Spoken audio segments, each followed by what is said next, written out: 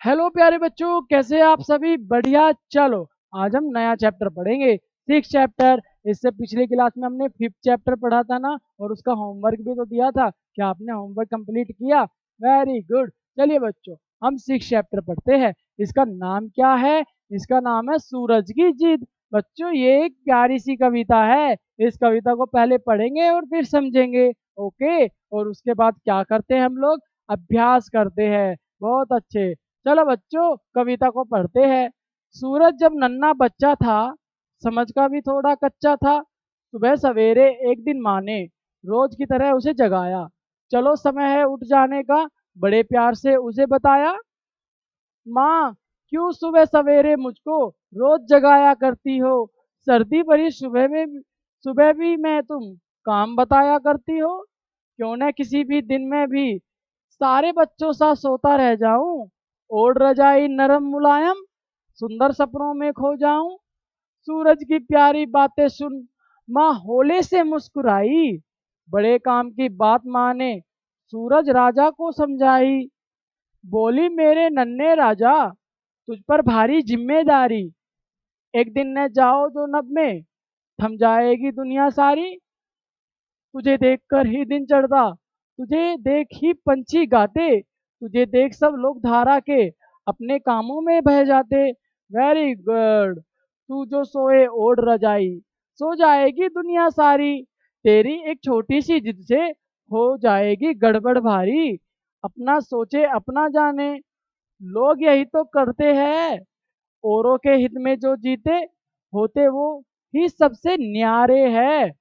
अपना सुख आराम छोड़कर सबका साथ निभाता है। इसलिए तो सूरज सारे नभ का राजा कहलाता है। आपको पता है नभ किसे कहा है? नभ मतलब पूरा आसमान। Very good. चलिए, आपको इसको मतलब समझा देते हैं। बच्चों बताओ, सूरज जब नन्हा बच्चा था, इसमें क्या कहा है? ये बोल रहा है जब सूरज नन्हा बच्चा था ना, उसमें वो थोड़ी समझ का कच्चा भी था। आपको तो पता है, बच्चे छोटे छोटे नन्ही नन्ही प्यारी प्यारी बातें करते हैं। सूरज भी ऐसा ही था। तो सुबह सवेरे एक दिन माँ ने उसे रोज की तरह जगाया। चलो बेटा सूरज, अब उठ जाओ। ये बात बड़े प्यार से बताया।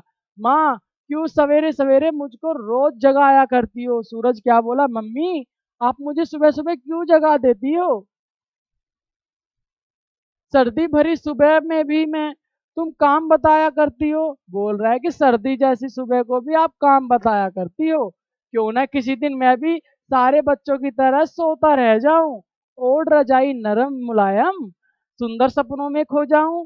वो बोल रहा है सभी बच्चों की तरह मैं भी क्यों ना सो जाऊं और सपनों में खो जाऊं। Very good. नए नए सपने देखूं। वेरी गुड बच्चों, आप कहानी कविता को अच्छे से समझ रहे हो। सूरज की प्यारी बातें सुन माँ होले से मुस्कुराई। बच्चे की प्यारी बात सुनकर माँ बहुत आराम से मुस्कुराई। Very good. आप अच्छे से समझ रहे हो ना बच्चों? वेरी गुड बच्चों। चलो आगे बढ़ते हैं। बड़े काम की बात माँ ने सूरज राजा को समझाई।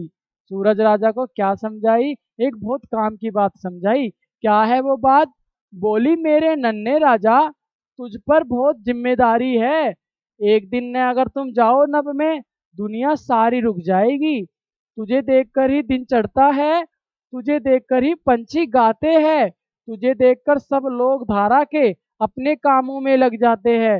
डेली के वर्क हम सूरज देख के ही तो करते हैं। Very good. चलिए, अगर तू रोज अगर तू सो जाए होगा ओढ़ रजाई, अगर तू रजाई ओढ़कर सो जाएगा तो सारी दुनिया सोती रह जाएगी बच्चों। ये कौन कह रहा है? माँ कह रही है सूरज से। फिर क्या हुआ? तेरी एक छोटी सी जिद से ना बहुत बड़ी गड़बड़ हो जाएगी।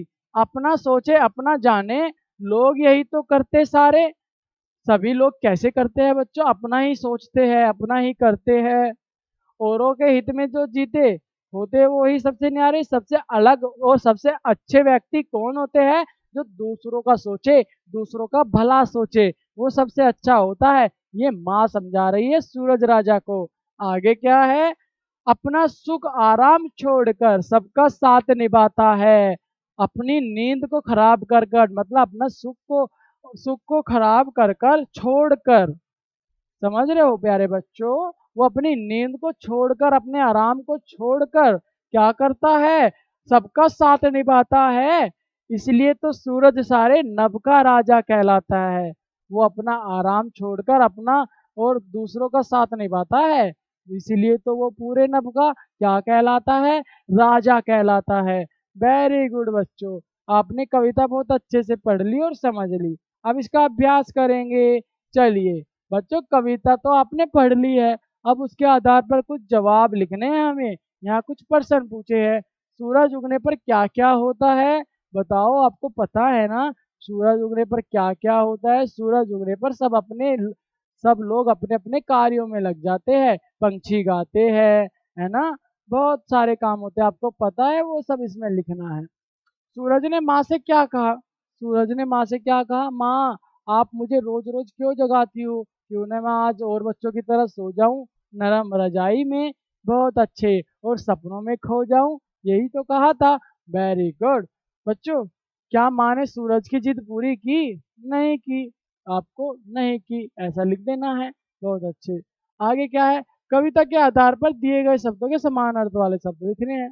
सूर्य, सूरज, वेरी गुड। माता, माँ, ये समान अर्थ वाले दूसरे शब्द ही तो है।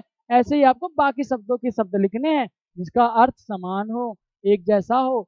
चलिए तीसरा क्या है, सर्दी की सुबह सूरज रजाई ओढ़कर सोया था। ये मतलब व्यवस्थित नहीं है, इस लाइन को, इस वाक्य को व्यवस्थित करना है। जैसे क्या लिखा है, सर्दी की सुबह सूरज क्या रजाई ओढ़कर सोया था, क्या करना है बच्चों हमें, ये वाक्य कर्म दो, मतलब इसको कर्म देना है।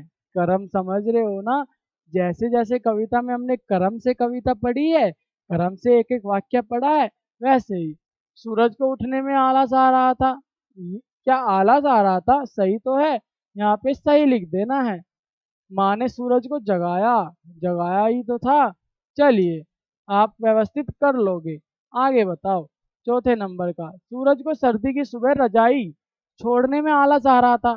जब आपको सुबह जल्दी उठना पड़ता है तो आपको कैसा लगता है, क्या आपको भी आलस आता है, क्या आप भी माँ से ऐसे कहते हो, माँ अभी नहीं उठना, 5 मिनट 10 मिनट ऐसे बोलते हो ना। वेरी गुड, वही सब लिख देना है इसमें। आगे बताओ, इसको पहले पढ़ना है फिर समझना है। मधुर, मधुरता, मानव, मानवता, कठोर, कठोरता, बंधु, बंधुता। वेरी गुड, चलो आगे बताओ। कल्पना करो बच्चों, सोचो, कुछ दिन सूरज सचमुच उगे ही नहीं तो क्या होगा, अंधेरा ही अंधेरा हो जाएगा बच्चों। हाँ, चलिए आगे बताओ। जिद करना सभी का स्वभाव होता है, मगर कभी कभी जिद से परेशानी भी पैदा हो सकती है। क्या तुमने कभी ऐसी जिद की है जिससे आपको परेशान होना पड़ो, क्या बच्चा, ऐसे कभी आपने जिद किया है जिससे परेशानी हुई हो, की है तो आपको उसका आंसर देना है और यहाँ पे लिख देना है। चलिए बच्चों, आपने 6 चैप्टर भी कंप्लीट कर लिया और अच्छे से समझ लिया। अब हम 7 चैप्टर पढ़ेंगे, करोगे ना, वेरी गुड। उससे पहले क्या करना है, अपना होमवर्क कंप्लीट करना है। चलिए बच्चों, मैं आपको नेक्स्ट क्लास में मिलूंगा, तब तक अपना होमवर्क कंप्लीट कर लो। ओके प्यारे बच्चों, बाय बाय।